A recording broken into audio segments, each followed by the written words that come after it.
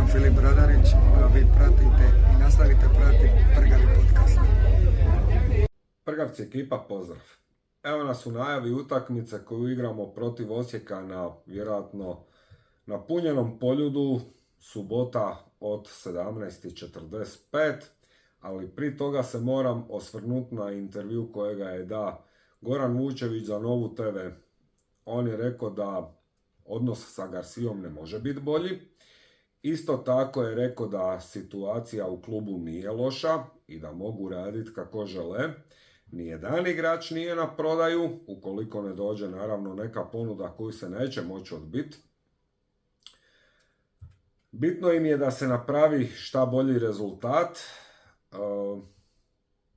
ali ponovo naglašava problem katastrofalne infrastrukture, di na jednom terenu za trening trenira priko 230 muškedice i priko 200 cura, naravno uz svoje trenere. Tu je i prva momčad i da je to u biti jedan od glavnih razloga neprijavljivanja B momčadi za natjecanje u drugoj nogometnoj ligi, jer bi onda i B momčad morala igrati na tom terenu. By the way, ta priča bi klub koštala po njihovim projekcijama između 1,5 milijuna i 2 milijuna eura. Da će oni sigurno oformiti B momčad, ali da će ta momčad krenuti iz nižih liga, jer da realno razlika između druge i nižih liga nije toliko velika koliko je velika između prve i druge lige, i ja se s time apsolutno slažem. Isto tako se slažem sa izjavom da treba ići u izgradnju apsolutno novog stadiona uz popratni trening kamp. To nam jednostavno treba, koliko god da nam je Poljud svima u srcu, koliko god da ga obnavljaš, to košta puno više nego da izgradiš apsolutno nov stadion koji će biti profitabilniji od Poljuda, tako da mislim da je odavno prošlo vrijeme kad se trebalo krenuti u tu priču, ali čim prije to bolje. Svaki dan kašnjenja je predug. Možda danas najvažnija i najbolja vijest je ta da je Mlačić potpisao ugovor do 2029. godine. Iako sumnjam da će se on nešto predugo zadržati kod nas, a kamoli do 2029. jer momak je jednostavno monstrum od igrača kojemu ja osobno predviđam veliku karijeru. Uglavnom, šta se tiče same tablice, nakon trećine prvenstva, mi smo ok, na prvoj smo poziciji sa bodom više od konkurencije. I sad, po pitanju same utakmice, na presici je Garcia rekao da je fokusiran isključivo na našu momčad, da ne gleda kako nam igraju rivali Rijeka i Dinamo svoje europske utakmice.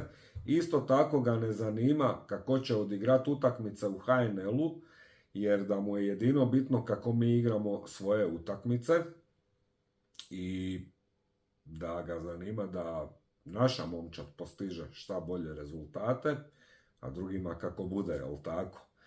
I moram reći da mi se sviđa taj način razmišljanja. U momčad se vraća, konačno se vraća Livaja.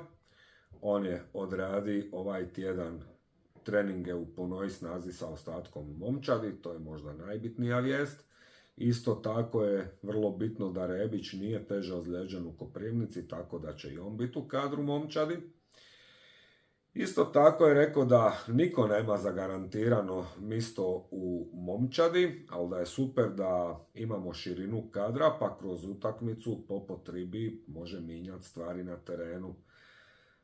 Sritan je sa igrama Šege i u kombinaciji za 3 pozicije mi imamo 5 igrača i da je najvažnije od svega da svi budu fokusirani.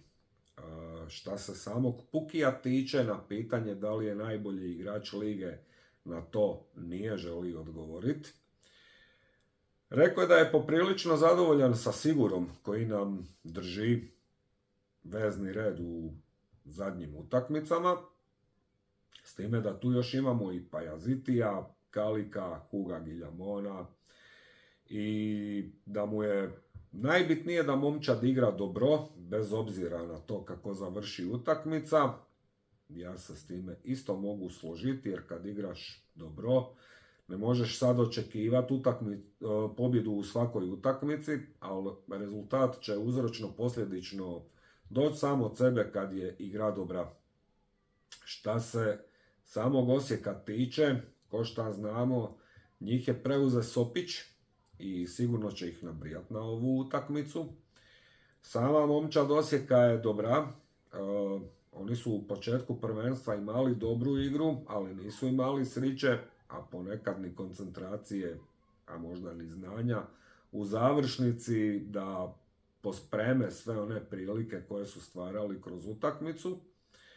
A onda im se kasnije u momčadu uvukla nervoza i nesigurnost, pa onda, obzirom na tu nervozu i neke loše situacije koje se ne bi smjele dešavati, poput prepucavanja i svađe među suigračima ko na utakmici protiv Rijeke na Rujevici, i to jednostavno ne može biti dobro.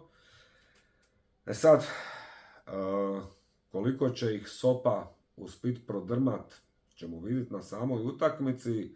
U prvoj utakmici u kojoj ih je vodi protiv Varaždina, to baš i nismo vidjeli, ali ajde, bar nisu primili gol, šta je dobro za njih. Obzirom na širok kadar naše momčadi, vidit ćemo šta će Garcia iskemijat po pitanju momčadi, ali mislim da je zadnja linija jednostavno sigurna i nedodirljiva sa Ivušićem na golu, livo sa najboljim desnim bekom HNL-a Šimunom Hrgovićem, na stoperskim pozicijama Monstrum Mlačić i preporođeni, pun samopouzdanja, sve sigurniji Šarlija i desno Hodak.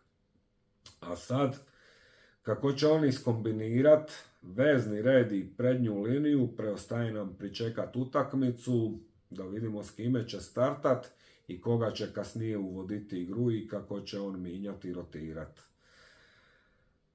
Uglavnom, evo, to bi vam bilo to za najavu. Vi ćete svoje mišljenje koji uvijek ostaviti u komentarima, a mi se onda vidimo kasnije u live-u. Vidjet ćemo se u live-u i nakon utakmice.